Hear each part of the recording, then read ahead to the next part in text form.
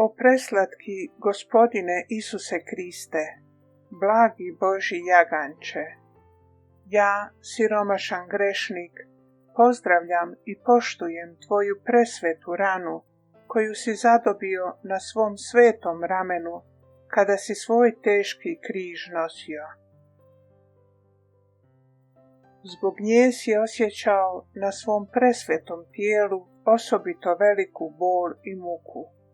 Klanjam ti se, mukotrpni Isuse, slavim te i štujem te.